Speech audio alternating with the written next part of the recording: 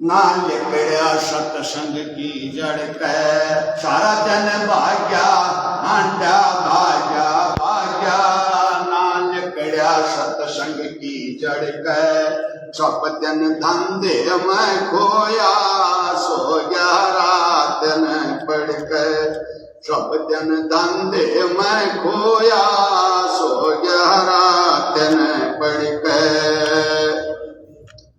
सुबह हुई उठ जाग्या फिर उसी काम में लाग्या सुबह हुई उठ जाग्या फिर उसी काम में लाग्या सारा दिन हांडा भाग्या भाग्या ना लिकड़िया सतसंग की जड़ कै सब दिन धंधे में खोया सो गया रात न पड़ कै सब दिन धंधे में खोया सो गया रात न पड़ कै।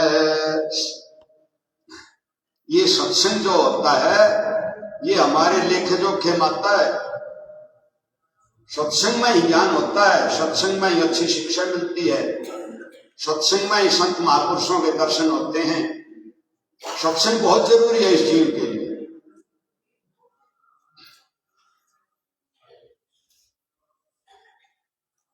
फिर क्या कह दिया, कदे सुकर्म कर्म करयाना कदे हरि का नाम लियाना कदे सुकर्म कर्म करयाना कदे हरि का नाम लियाना इन्हें हथा ध्यान करयाना माया बंधी रही कड़कै इन्हें हथा दान करयाना माया बंधी रही कड़कै सारा दिन धंधे में खोया सो गया रात न पड़ कै सारा दिन धंधे में खोया सो गया रात न पड़ कै। दान करने में भी नीत नहीं है, ना भक्ति में नीत, तो भी उद्धार कैसे होगा। महाराज कहते हैं भाई के दान कर ले के भक्ति कर ले, उद्धार करने के क्या सत्संग सुन ले, ये दो तीन तरीके होते हैं, तभी तो जीव का उद्धार होगा।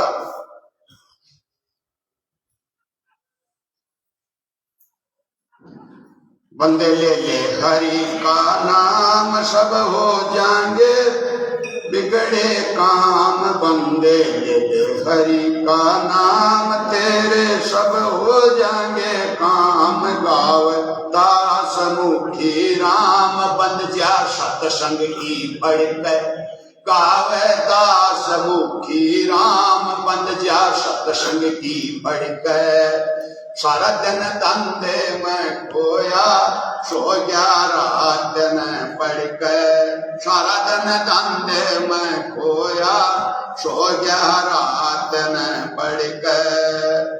बोली बुंदी छोड़ महाराज की जय। सात साहिब।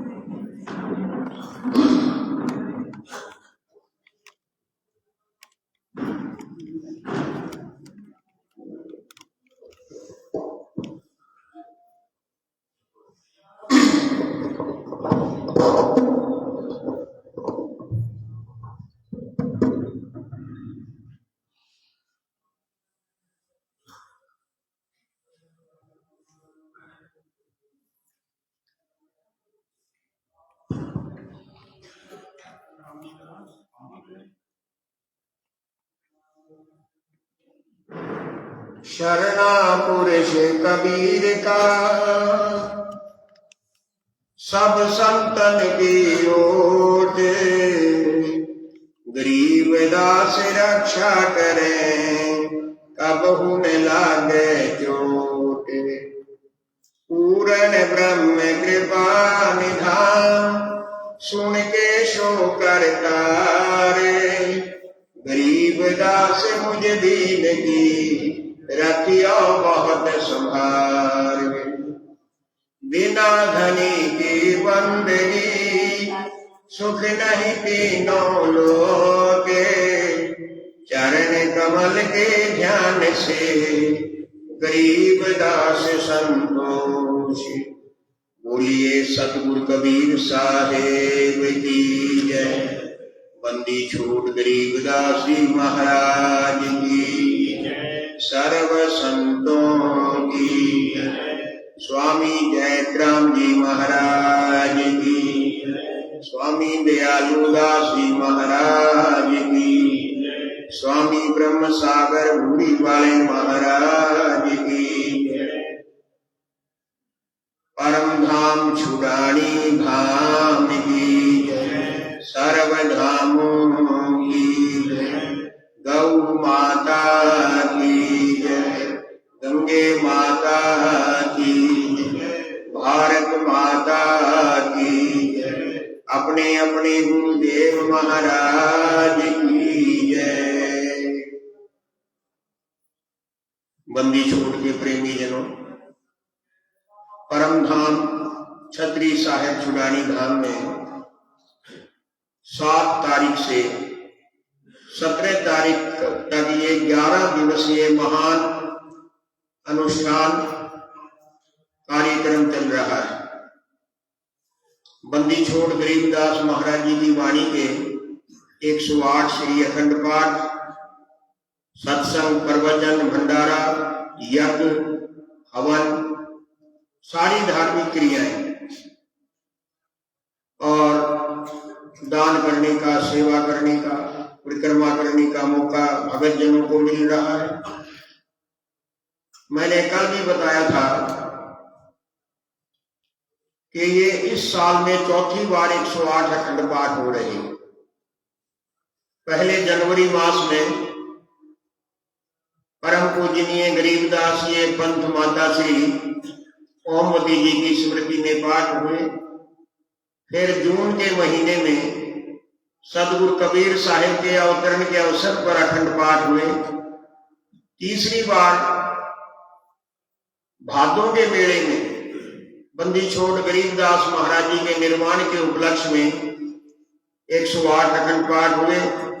और अब ये जो अखंड पाठ 108 चल रहे हैं, ये सदगुरु ब्रह्म सागर भूरी वाले महाराज जी की स्मृति में चल रहे हैं। इस बीच में स्वामी जयराम जी जो महान योगेश्वर गरीबदास साहिब के ज्येष्ठ पुत्र हुए, उनकी स्मृति में अखंड पाठ हुआ, भंडारा हुआ, उनकी मूर्ति की प्राण प्रतिष्ठा तीसरी मंजिल पर हुई। आज चौथा दिन है। हर रोज रात्रि के समय मैं आधा पौना घंटा सदगुरु ब्रह्म सागर भूरी वाले महाराज जी की दिव्य लीलाओं का प्रसंग के अनुसार आपको श्रवण करा रहा हूं। पहले दिन महाराज जी की बाल लीला, दूसरे दिन किशोर अवस्था की लीला, तीसरे दिन युवा अवस्था की लीलाएं और फिर बड़ी उम्र की लीलाएं भी। आज चौथा दिन। हरियाणा के हिसार का रहने वाला एक गरीब व्यक्ति था कुंदन लाल। नौकरी की तलाश में लुधियाना चला गया। लुधियाना में महाराज जी भूरी वालों के सेवक थे लाला गंगाराम के पुत्र लाजपत राय। उनके यहां पर घरेलू नौकर के तौर पर रहता था। लाला जी के परिवार में से हर रोज घंटाघर चौक से और डॉक्टर श्याम सिंह रोड, भारत नगर चौक के पास जहां महाराज भूरी वाले कुटिया में विराजमान रहते थे, हर रोज उनके घर से कोई न कोई व्यक्ति, बल्कि ये कहें कि जितने भी जीव थे वो सारे बारी बारी जाते थे और महाराज जी को भोग लगाने के लिए अपने घर में जैसा भी होता था जरूर अर्पण करके आते थे। परिवार के लोगों के साथ वो हिसार वाला कुंदन लाल भी जाता था। धीरे धीरे उसकी भी श्रद्धा महाराज भूरी वालों के चरणों में हो गई। गरीब घर का लड़का था। महाराज भूरी वालों को दंडवत करता, उनका दर्शन करता, उनके वचन सुनता, उसका मन निर्मल होना प्रारंभ हो गया। नाम की दीक्षा भी सदगुरु भूरी वाले महाराज जी से ले ली। अब वो पक्का सेवक बन गया। संतों के सेवक बनने से सारे कार्य सफल हो जाते हैं। लाला जी की तो सरकारी नौकरी नहीं थी, प्राइवेट नौकरी में था, थोड़े पैसे मिलते, लेकिन महाराज भूरी वालों के आशीर्वाद से उसको भारत की नौसेना में, नेवी में नौकरी मिल गई, सिपाही भर्ती हो गए। और नौसेना के, नेवी के लोग तो समुद्र में ही ज्यादा रहते हैं। अरब सागर में एक बार वो अपने अधिकारियों, अपने साथियों के साथ एक समुद्री जहाज पर, जो फौज का जहाज था, उस पर तैनात था। पाकिस्तान पड़ोस में है। पाकिस्तान के किसी जहाज से एक गोला आकर उस समुद्री जहाज पर लगा, जिस पर और दूसरे साथियों के साथ कुंदन लाल तैनात था। जहाज टुकड़े टुकड़े हो गया, लकड़ी के तख्ते इधर उधर बहने लग जाते हैं, जितने भी सवार थे वो भी समुद्र में गिर जाते हैं। समुद्र में ऊंची ऊंची लहरें उठती हैं।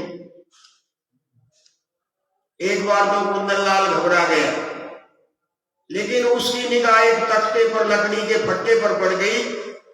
उसने हाथ पैर मारकर उस फट्टे को पकड़ लिया। अब जैसे लहर ऊंची होती, फट्टे को पकड़कर वो भी ऊंचा, लहर जब नीचे आ जाती वो भी नीचे। कई घंटे तक ऊपर नीचे झूलता रहा समुद्र के पानी में, लेकिन प्राण बच गए। अब चारों तरफ देखता है कि किनारा तो बहुत दूर है, तैरकर नहीं जाया जा सकता। मन बड़ा घबराया। जीव का जब मन घबराता है तब वो प्रभु को जरूर याद करता है। सदगुरु कबीर साहब कहते हैं कि सुख में सुमरण करे तो तेरे को दुख नहीं होगा। दुख में सुमरण सब करे, सुख में करे न कोई। जे सुख में सुमरण करे तो दुख का ही को होए। अब उसको महाराज भूरी वालों की याद है। हे मेरे दाता, मेरे सदगुरु जी भूरी वाले, मेरे को बचाओ। छोटे छोटे बच्चे हैं। सदगुरु जी के आगे अपने प्राणों की भीख मांगने लग गया। उसी समय एक छोटी सी नाव वहां पर आ गई और एक चलाने वाला अनजान आदमी ने हाथ बढ़ाकर कहा, आजा नाव में आ। दूसरा तो कोई आसरा था नहीं, तुरंत नाव में बैठ गया कि चलो जान तो बच गई, अब किनारा भी मिल जाएगा। बंदी छोड़ गरीबदास महाराज जी ने वाणी में श्लोक लिखा है, साहिब तुम ही दयाल हो, तुम लग हमरी दौड़, जैसे काग जहाज को सूझे और न हो। हे साहिब, सिवाय तेरे दूसरा कोई आसरा नहीं। घंटे 2 घंटे तक उसी नाव में अर्ध बेहोशी की हालत में पड़ा रहा। फिर किनारा आ गया। किनारा आया तब तक उसके होश कुछ ठीक हो गए और चेहरा उठाकर देखा कि नाव को कौन चला रहा है। वहां तो साक्षात भूरी वाले बैठे, हाथ में चप्पू लिए, कहने लगे, बच्चों तूने मेरे को याद किया तो मैं तेरे को लेने यहाँ पर आया हूँ। चल उतर जा नीचे, अपने गांव चला जा। और सतगुरु ब्रह्म सागर भूरी वाले महाराज की जय। वहां से कुछ दिन के बाद छुट्टी मिल गई। अपने गांव नहीं गया, हिसार नहीं गया, गुजरात में था उस समय वो। वहां से रेल पकड़कर लुधियाना पहुंचा। पता किया कि महाराज जी कहां पर होंगे। उसको बड़ी प्रसन्नता हुई जब ये पता लगा कि महाराज जी आज लुधियाना में। जाकर दंडौत की, आंखों में आंसू हैं। दंडौत करके ऐसे सिर ऊपर उठाया। महाराज भूरी वालों ने अपनी जप्फी में कोड़ी में ले ली। बच्चू, तूने समुद्र में मेरे को याद किया, मैं नाव लेकर चप्पू लेकर तेरे को लेने आया था। उसको प्रतीत हो गई कि मेरे भक्ति जानने वाले मेरे सद्गुरु साक्षात पार ब्रह्म है। महाराज जी आमतौर पर कहते थे कि जो कोई हमें याद करता है मैं वहीं पहुंच जाता हूं, और जो याद ही नहीं करता तो कैसे आऊं। गरीबदास महाराज जी की वाणी का एक पद है कि जो जन हमारी शरण है, जिसने हमारी शरण ले ली, जो शरणागत हो गया, जो जन हमारी शरण है वाका हूं मैं दास, गैल गैल लाग्या फिरूं जब लग धरणी आकाश। इतनी बड़ी गारंटी देते, जब तक ये ब्रह्मांड रहेगा तब तक मैं अपने उपासक की रक्षा करूंगा, मदद करूंगा, उसको उबारूंगा। अब एक ऐसी घटना बता रहा हूं, आप लोग जानते हैं उस महान शख्स का नाम, आप सबने दर्शन भी किए, जो महाराज भूरी वालों के अनन्य सेवक थे, लेकिन आपको उनका इतिहास नहीं पता कि वो कौन थे। आप सबने देखे हैं, सबने उनको प्रणाम किया है और बहुत बार देखे हैं। कैलपुर गांव लुधियाना जिले में महाराज भूरी वाले 22-23 साल वहां पर रहे। भौरा बना हुआ है, कुटिया बनी हुई है। कैलपुर में ही महाराज जी भूरी वालों को बंदी छोड़ गरीबदास जी ने साक्षात दर्शन दिए थे। महाराज भूरी वाले कुटिया में विराजमान, या तो चबूतरे पर बैठते थे या भौरे में। उसी गांव में एक मुसलमान परिवार रहता था, बकरी चराने वाला। वो बूढ़ा व्यक्ति मुसलमान कुटिया के आसपास जंगल में खेतों में बकरी चराता था। उसके साथ उसका एक छोटा सा पोता था, वो भी जाता था। बीच बीच में जाकर महाराज भूरी वालों को मत्था टेक लेता था। महाराज भूरी वाले उसके सिर पर हाथ रख देते। जब दर्शन करके आता तो उसका दादा उसको डांटता कि बेटा, हम तो मुस्लिम हैं, इस्लाम को मानने वाले हैं, और ये एक हिंदू फकीर है, तू वहां मत जाएगा। लेकिन वो पोता मानता नहीं, हर रोज दर्शन करता और हर रोज आशीर्वाद मिलता। एक दिन वो नहीं आया, अगले दिन आया तो महाराज जी पूछने लगे, बेटा क्या बात हुई, कल तू आया नहीं?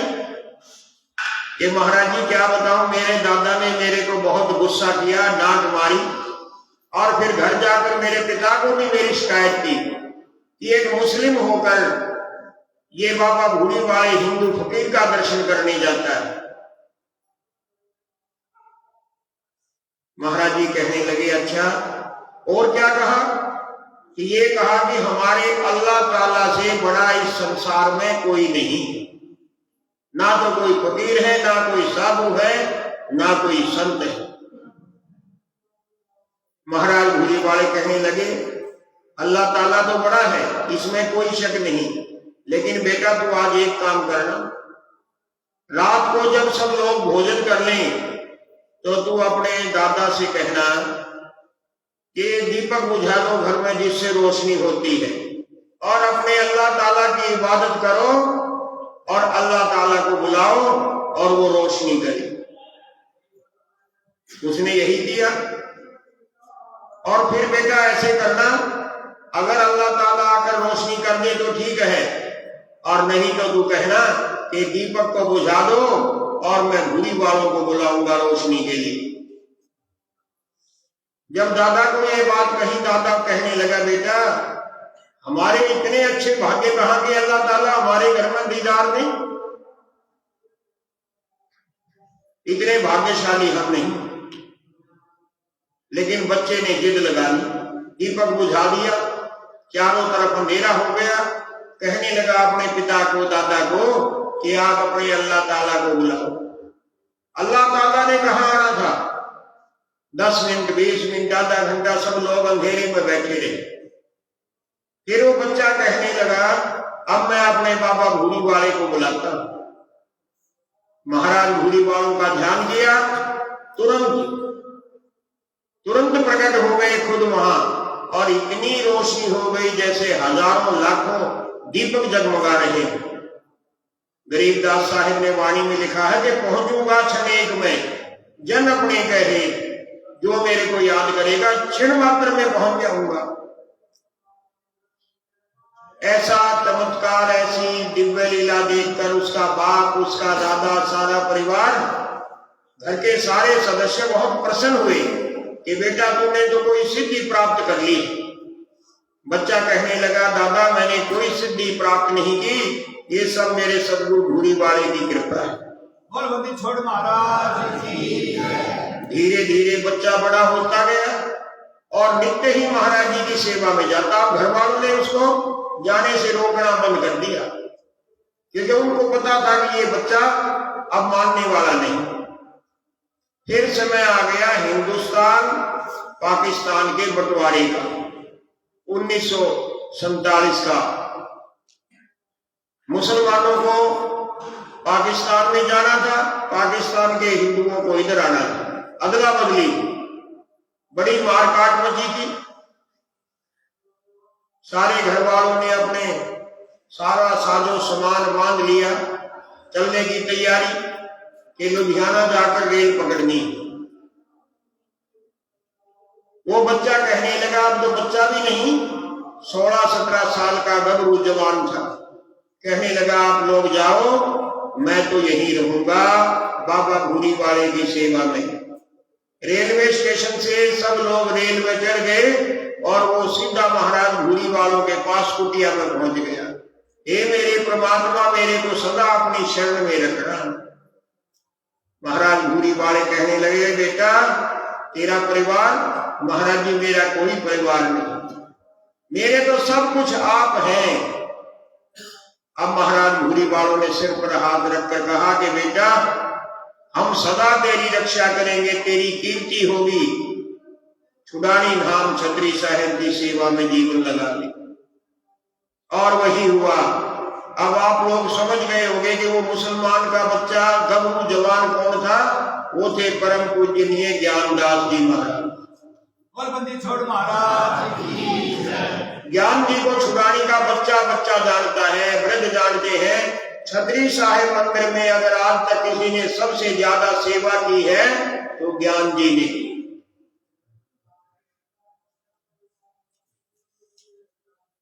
ज्ञान जी को मैंने एक बार कहा कि महाराज जी कभी मंदिर का नव निर्माण होगा तो आपकी मूर्ति लगाऊंगा। कहने लगे, मेहरबान जी अगर आपने मेरी मूर्ति लगा दी तो उसी दिन मैं आपसे नाराज हो जाऊंगा। मैंने कहा कोई परवाह नहीं, आप 100 बार नाराज हो, लेकिन आपकी मूर्ति मैंने महाराज भूरी वालों के बगल में हर हालत में लगाई है। आपने महाराज भूरी वालों के हुक्म का जिंदगी भर पालन किया। छोटे छोटे बच्चे आते, ज्ञान आ गया, ज्ञान आ गया। बच्चों में भी इतना चाव था। और ज्ञान का एक अर्थ होता है आनंद, कि कोई बहुत ज्ञान आ गया, बड़ा मजा आ गया। वो सबको आनंद देने वाले थे। हाथ में सोटी रखने थे, कोई जाकर दंडौत करता, सिर में सोटी मारो, मेरे को दंडौत क्यों करता है? महाराज गरीबदास जी पर कोई मान नहीं, अभिमान नहीं, घमंड नहीं, अहंकार नहीं, पूर्ण रूप से एक ऋषि थे। पूरा पूरा दिन बैठकर खड़े होकर सेवा करवाते थे। धन्य है ऐसे हमारे महर्षि। अब महाराज भूरी वालों की कृपा देखो किस किस पर होती है। कोई ये सोचे कि महाराज जी तो पंजाब के लोगों की बात बताते हैं, आ जाओ हरियाणा की बात और इसी छुड़ानी धाम की बात। हमारे गांव में 4 पाने हैं। एक पाना है शिवलाल, ये आजाद बैठे हैं, इनको बिचले भी कह देते हैं। इनमें एक भगत था मौजी राम, सहवाग परिवार। मौजीराम महाराज भूरीवालों का अनन्य भगत था और उनकी जो घरवाली थी छोटे से कद की थी, घाघरा पहनती। मैंने भी उस माता का बहुत दर्शन किया। आखिरी समय तक भी महाराज भूरीवालों की कुटिया में आकर मत्था टेकती थी बड़े प्रेम से। मौजीराम ने एक बार महाराज भूरीवालों को कहा कि महाराज जी, मेरी हार्दिक इच्छा है कि आप मेरे घर में भोजन करो। महाराज भूरीवाले कहने लगे, हम किसी के घर में भोजन नहीं करते, हम तो यहाँ छतरी साहिब में भी जो प्रसाद होगा वही खाएंगे। उसने हठ पकड़ लिया, रोने लग गया। महाराज भूरीवाले कहने लगे, अच्छा ऐसे करना, रोटी परोस कर उसके सामने बैठकर हमारा ध्यान करना। उसने ध्यान किया तो क्या देखता है, महाराज भूरीवाले साक्षात बैठे और मौजीराम का लड़का था सूरत सिंह, छोटा लड़का। ये बहुत पुरानी बात नहीं, इस गांव के सैकड़ों आदमियों के आंखों के आगे की घटनाएं। छोटे वाला बच्चा था सूरत सिंह, बीमार होकर मर गया। वैद्य ने कह दिया कि इसकी नबज नहीं चल रही। चलो कोई बात नहीं, परमात्मा की जैसी इच्छा।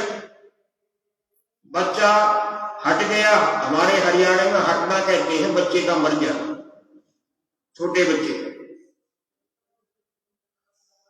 उसका अंतिम संस्कार बच्चे को तो दबा देते हैं, अग्नि संस्कार तो करते नहीं।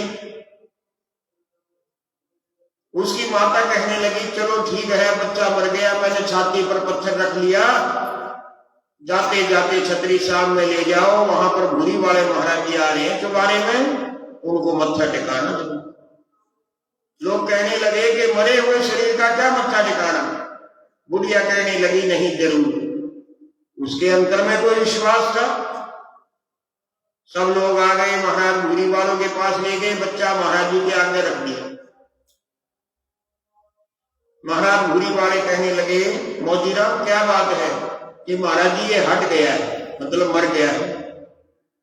महाराज जी ने उसके माथे पर हाथ फेरे, कहने लगे, थोड़ा सा पानी ले आओ और मेरे दाहिने पैर के अंगूठे पर डालकर इसके मुख में डाल दो।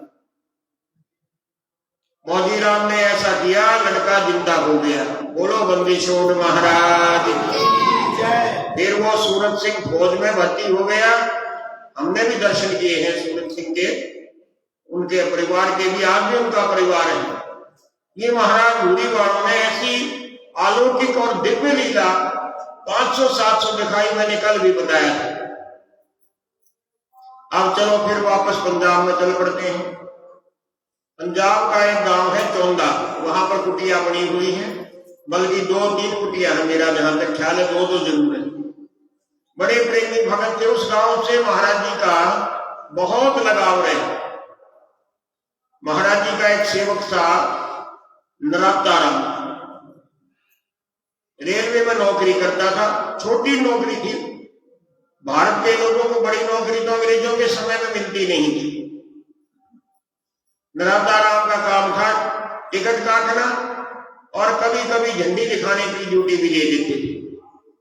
उन दिनों भारत आजाद नहीं था, राष्ट्रपति नहीं था, प्रधानमंत्री नहीं था, वायसराय होता था। जो सबसे बड़ा राजनीतिक पद था वो वायसराय। ये जो आजकल राष्ट्रपति भवन जिसको बोलते हैं, ये पहले वायसराय हाउस था। और उसको जब कहीं जाना होता था तो उसकी स्पेशल ट्रेन होती थी, शाही। एक दिन सुबह सुबह 6 बजे वायसराय की शाही रेल को लुधियाना से क्रॉस होकर आगे जाना था। बड़े अधिकारियों ने सबकी ड्यूटी लगा दी, समय पर पाबंदी का ध्यान रखें, सभी ने 5 बजे आ जाना है अपनी अपनी ड्यूटी पर। नराताराम की ड्यूटी लगा दी कि जब वायसराय की शाही गाड़ी आई तो तुमने झंडी दिखा के हरी झंडी दिखाना है ताकि वो सैकुशल आगे चले जाए। अब नराताराम महाराज भूरीवालों का परम सेवक था। महाराज भूरीवालों ने हुक्म कर रखा था, बच्चों 4 बजे ब्रह्म मुहूर्त में उठकर गरीबदास महाराज जी की वाणी पढ़ा कर उसको रतन सागर भी दे रखा था। उस दिन भी नराता राम वाणी पढ़ने लग गया, उसकी सुरती लग गई। उसको ये नहीं पता लगा कि 4 बजे के बाद कब 4:30, 5, 5:30, 6 बजे, 8 बजे उसकी सुरती खुली। 4 घंटे के बाद सिर को झटका दिया, घड़ी देखी, मन में बहुत अफसोस हुआ, भय भी पैदा हो गया कि आज तो नौकरी चली, सस्पेंड करेंगे, टर्मिनेट करेंगे, नौकरी से हटाएंगे। फिर भी महाराज घूड़ी वालों के याद में सिमरन करता डरता डरता रेलवे स्टेशन पहुंचा। अपने एक साथी से पूछा, क्यों भाई, वायसराय की नींद चली गई? हाँ चली गई। मैं आज पता नहीं क्या नींद आ गई, ऐसे झूठ बोल दी, नींद नहीं खुली, मैं आया नहीं। ये बताओ मेरे खिलाफ क्या कार्रवाई हुई? अफसर जरूर गुस्सा हुए होंगे। साथी कहने लगे, नराता राम तुम पागल तो नहीं हो गए हो? अरे तुमने तो झंडी दिखाई और रजिस्टर में दस्तक भी दिए। नराता राम कहने लगा, मैं पागल नहीं, तुम लोग पागल हो। अरे मैं तो घर में था, नहीं जाकर देखो। रजिस्टर में देखा तो उसके दस्तक हो चुके थे। वो समझ गया कि ये बाबा घूड़ी वाले की कृपा है। शाम के समय ड्यूटी पूरी करके बेधड़क होकर कुटिया में गया लुधियाना। महाराज घूड़ी वालों को मत्था टेका, रात हो चुकी थी, आरती सत्संग हो चुका था। महाराज जी शांत स्वभाव में बैठे और 10-20 भगत आसपास आप जैसे हमारे जैसे बैठे। जाकर दंडौत की, महाराज जी सत साहेब। महाराज जी कहने लगे ताली बजाकर, नराता राम तू भजन किया कर, तेरी जगह झंडी हम दिखाया करेंगे। और सतगुरु ब्रह्म सागर धुरी वाले महाराज की जय। ये साक्षात परिचय। आज देखो, चौंदे गांव का एक हीरा सिंह भगत था। पहले बुखार हुआ, दस्त लग गए, शरीर में जान नहीं रही और आखिर परिवार के लोगों ने समझ लिया कि मर गया। लेकिन अगले दिन सुबह सुबह वो जीवित मिला। लोगों ने पूछा, तेरी नब्ज तो चल नहीं रही, बहुत धीमी नब्ज थी। हमने तो सोचा कि तुम्हारी मृत्यु हो गई है। 12 बजे तक हम इंतजार करते रहे, कोई वैद्य भी नहीं मिला। हमने सोचा सवेरे संभालेंगे, तुम तो जिंदा हो, क्या हुआ था? कहने लगा, आज बाबा घूड़ी वाले ने मेरी जान बख्शी। मेरे को जम के दूत पकड़ कर ले गए जमराज के पास। चित्रगुप्त ने लेखा देखा, कहने लगे ये संतों का सेवक है, इसको हम जम की नगरी में नहीं भेज सकते, इसको वापस डाल दो जमीन पर। और 4 आदमियों ने, दूतों ने मिलकर मेरे को नीचे पटक दिया। मुझे नहीं पता क्या हुआ। अब मेरी आंख खुली तो मैंने अपने आप को घर में पाया। मैं भला चंगा हूं, ये बाबा घूड़ी वाले की मेरे ऊपर कृपा हुई है। यानी जमराज से खींचकर वापस ला दिया। अब देखो, ये आज आए हुए हैं भगत जी देहगू गांव से। लुधियाना जिले के खन्ना शहर से 4 मील की दूरी पर देहगू गांव है। महाराज घूड़ी वालों का पुराना पड़ाव है। महाराज घूड़ी वालों की उस पड़ाव पर, उस कुटिया पर अनंत कृपा है। महाराज घूड़ी वाले स्वयं वहां पर पधारते थे। कई बार उन्होंने भजन किया, भौरा बना हुआ है, मैंने भी कई बार दर्शन किए। और परम पूज्य विरक्त श्रोमणी स्वामी गंगानंद जी तो वहां अक्सर तप करते थे, सेवा की प्रेरणा देते थे, भक्तों को इकट्ठा करके और छुड़ानी धाम लेकर आते थे। कई ट्रकों में राशन भी और भगत भी। उनका वो एक प्रमुख पड़ाव है। ये भगत आज आए हैं। इनके गांव की 2 घटना वैसे तो घटनाएं कई हैं, दिव्य लीला कई हैं, नित्य ही होती है। उस गांव में एक पंडित था रामजी दास, काली का उपासक था, कलकत्ते वाली काली, और इतना उपासक था कि देवी को प्रकट करने के लिए, प्रसन्न करने के लिए अपनी जीभ काट दी। देवी प्रकट हो गई, कहने लगी पंडित जी क्या किया, मुझे कलकत्ता से यहां आना पड़ा, देवी तेरी प्रसन्नता चाहिए। देवी ने उसकी जीभ भी वापस लगवा दी अपनी शक्ति से। देवी चली गई। अब रामजी दास का महिमा और उसका यश फैलने लग गया, लोग आने लग गए, मेला लगना शुरू हो गया। रामजी दास भी बड़ा प्रसन्न। एक दिन देवी ने सपने में दर्शन दिए। क्यों दिए? क्योंकि किसी सज्जन ने रामजी दास को बोल दिया कि आज तेरी वाह वाह बहुत हो रही है, लोग मत्था टेक रहे हैं, मेले लगने शुरू हो गए, लेकिन तू नुगरा है, तूने आज तक गुरु धारणा नहीं की। बस उसको बात लग गई। अब दूसरे से किससे पूछता? वो तो देवी का उपासक था। देवी की उपासना की कि देवी गुरु धारणा करनी है, किसको गुरु धारण करूं? तो रात्रि में देवी प्रकट हो गई, उसके पीछे खड़ी है। मुड़कर देखा कि देवी खड़ी है। कहने लगा देवी मेरे प्रश्न का उत्तर दे, किसको गुरु धारण करूं? देवी कहने लगी सामने देख, गुरु तो तेरे सामने खड़ा है, क्या देख रहा है कि महाराज घोड़ी वाले विराजमान है। बस वहीं से दंडौत करनी शुरू कर दी। जब तक जिंदा रहा महाराज घोड़ी वालों के सेवा में रहा। और यहां तक कि जब उसको पता लगता कि महाराज घोड़ी वाले आज फला गांव में है, कई मील से दंडौत करके लंबा लेट कर कोहनियों के बल, घुटनों के बल चलता था।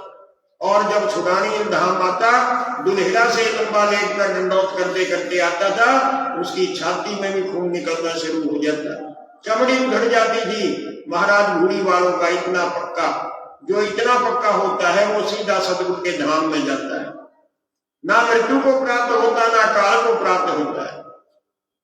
एक घटना, एक दिव्य लीला नेहरू गांव की ओर भी।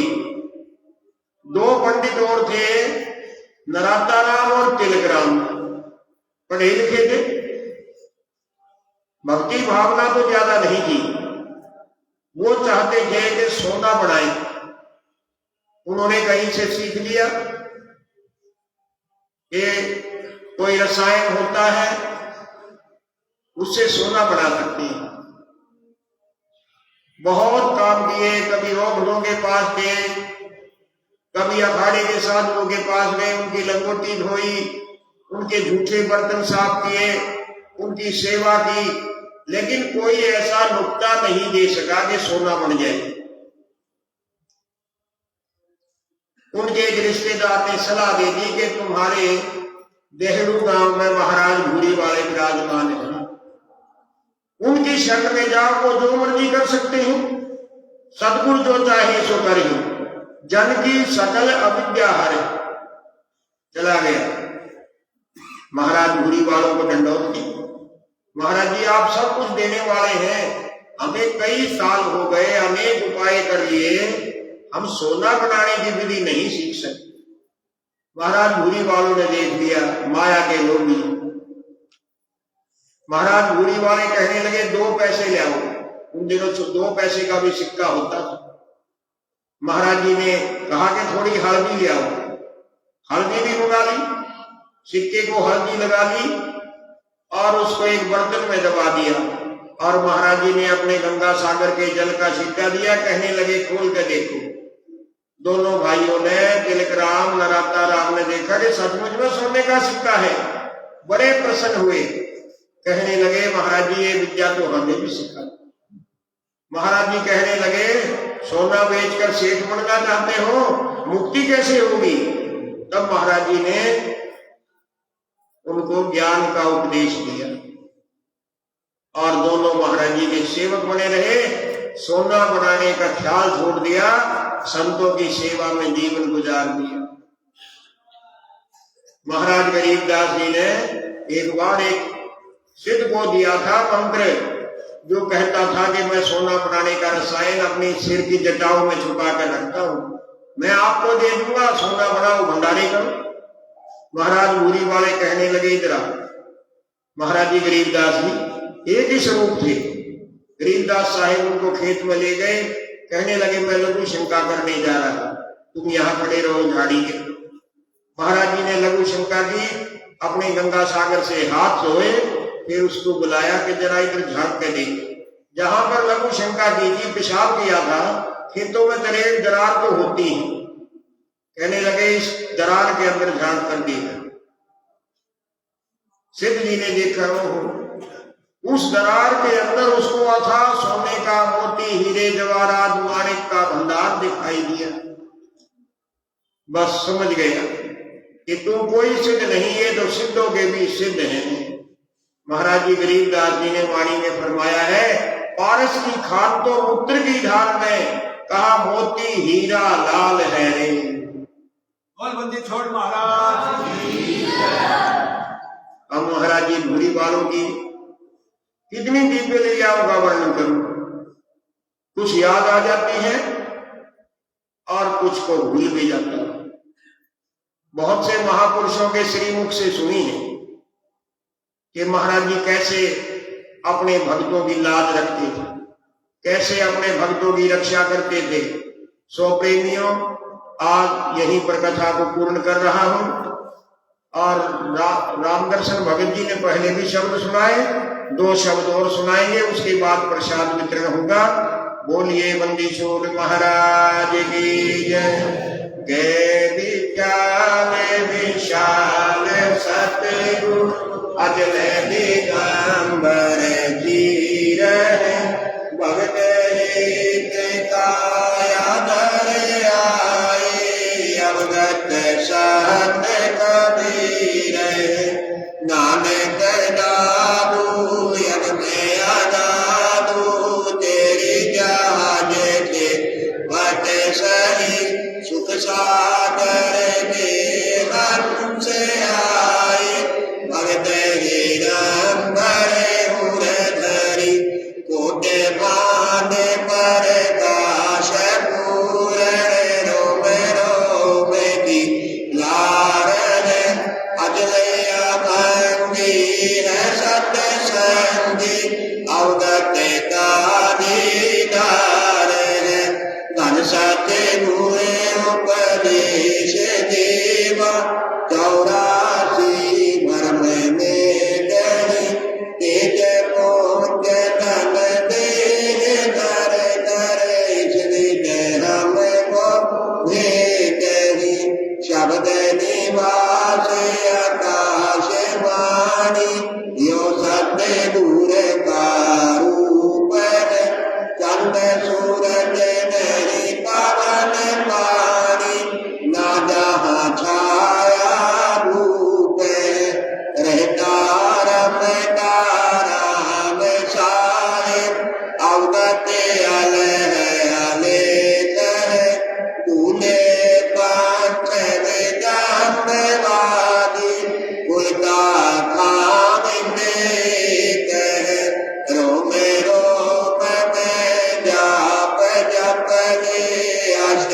कमल दल मेल, सुरत निरत को कमल पचो, जाबी पट दिन तेल है, हरदम को अनुज हाजर त्रिवेणी, देती है दास गरीब कबीर, सत्य कबीर है, हरदम को अनुज हाजर त्रिवेणी, देती है दास गरीब कबीर, सतगुरु बंदी छोड़ कबीर है, बंदी छोड़ कबीर है। साथ सारे जो गांव के सेवादार हैं, प्रसाद बांटना शुरू करो। ठंडी का मौसम है। राम दर्शन भगत जी बैठे बैठे 2 भजन सुनो।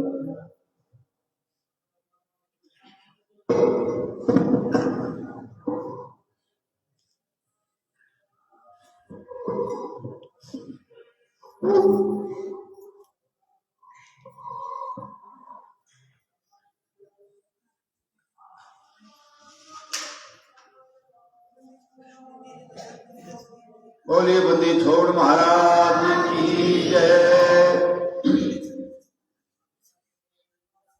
सतगुरु पूर्ण ब्रह्म सतगुरु आप अलेख, सतगुरु रमता राम है या मैं लीन न देखे। पूर्ण ब्रह्म कृपा निदान सुन के सो करता रे। गरीब दास मुझ दीन की रखियो बहुत संभारे। बिना धनी की बंदगी सुख नहीं तीनों लोक।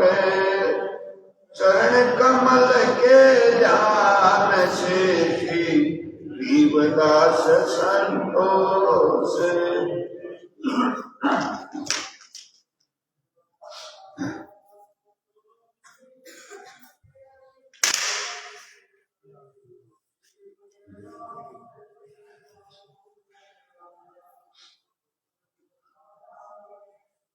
हाँ लाग रही महाराज मस्तक लाग रही। मारे गुरु चरणन की दूर मस्तक लाग रही। मारे गुरु चरणन की दूर मस्तक लाग रही। लाग रही महाराज मस्तक लाग रही। मारे गुरु चरणन की दूर मस्तक लाग रही।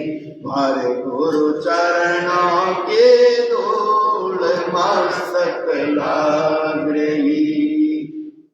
जब यह धूल चढ़ी मस्तक पर, जब यह धूल चढ़ी मस्तक पर, दुविधा हो गई दूर मस्तक लाग रही। मारे गुरु चरणों के दूर मस्तक लाग रही। मारे गुरु चरणन के दूर मस्तक लाग रही। लाग रही महाराज मस्तक लाग रही। मारे गुरु चरणन के दूर मस्तक लाग रही। मारे गुरु चरणों के दूर मस्तक लाग रही। एड़ा पिंगला ध्यान धरत है। एड़ा पिंगला ध्यान धरत है। श्रुति पहुँचे दूर मस्तक लाग रही। महाराज मस्तक लाग रही। लाग रही महाराज मस्तक लाग रही। मारे गुरु चरणों के दूर मस्तक लाग रही। मारे गुरु चरणन के दूर मस्तक लाग रही। यह संसार गगन की गाली। यह संसार गगन की गाली। निकषत बिरला सूर मस्तक लाग रही। मारे गुरु चरणों के दूर मस्तक लाग रही मारे गुरु चरण के दूर मस्तक लाग रही महाराज मस्तक लाग रही मारे गुरु चरण के दूर मस्तक लाग रही मारे गुरु चरण के दूर मस्तक लाग रही प्रेम भक्ति गुरु रामानंद जाए प्रेम भक्ति गुरु रामानंद जाए करे कबीरा भरपूर मस्तक लाग रही मारे गुरु चरण के दूर मस्तक लाग रही मारे गुरु चरण के दूर मस्तक लाग रही महाराज मस्तक लाग रही मारे गुरु चरण के दूर मस्तक लाग रही मारे गुरु चरण के दूर मस्तक लाग रही सत्साही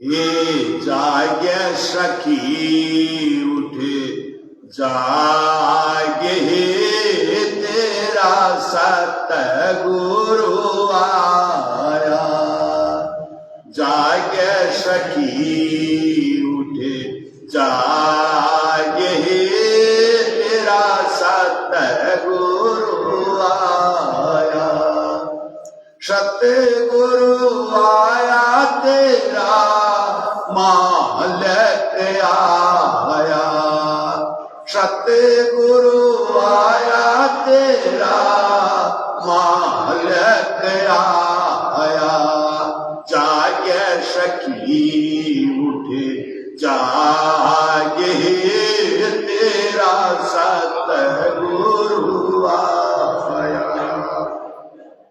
ये परत करे सखी पुराण मासी परत करे सखी पुराण मासी क्यों मरती तू भूखी है प्यासी क्यों मरती तू भूखी है प्यासी मन ना नवाया पर बात है तेरा सतगुरु आया मन ना नवाया पर बात है तेरा सतगुरु आया जागे सखी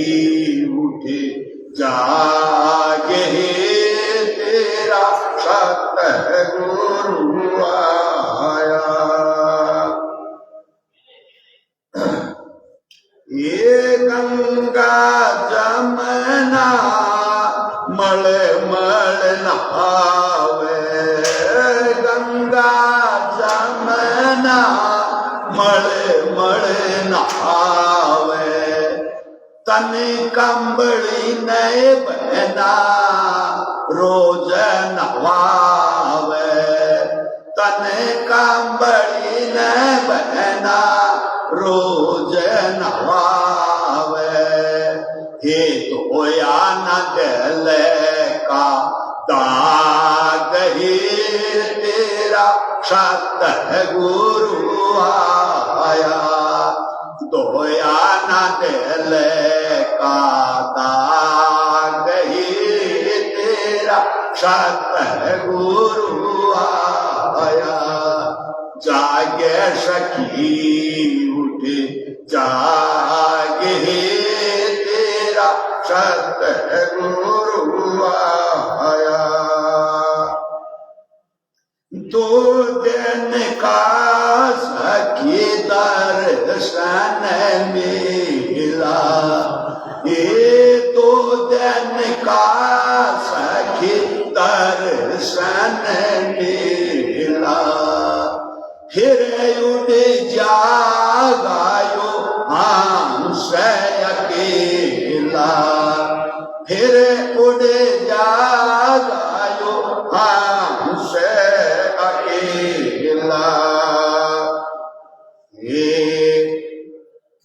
सुना रहेगा तेरा बाग ही तेरा सतगुरु आया।